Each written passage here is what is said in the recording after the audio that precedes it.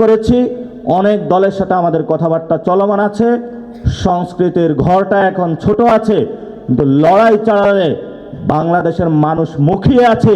এই ঘরটা এত বড় হবে যে মুক্তিযুদ্ধের যারা কার্ড খেলে আর ধর্মীয় কার্ড খেলে তাদের ঘরগুলো উড়ে যাবে ইনশাআল্লাহ। আপনারা প্রস্তুত থাকবেন। আমাদের অতি দ্রুত এক দুই দিনের মধ্যেই প্রার্থী তালিকা আসবে। শক্ত লড়াই হবে সাতলকালির পক্ষে। পুরো বাংলাদেশের মানুষ অপেক্ষা করছে। যারা মাঠে যাবে আপনারা তাদেরকে বরণ করে নেবেন। আমরা কোনো দুর্নীতিবাজ চাঁদাবাজদেরকে প্রার্থী তালিকায় রাখি নাই।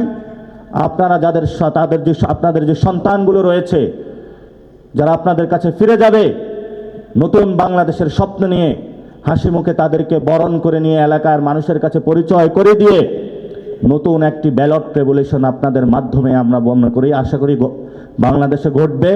সেই প্রত্যাশা রেখেই যুবশক্তির হাতে দায়িত্ব অর্পণ করে আমি আমার কথা শেষ করছি। ধন্যবাদ।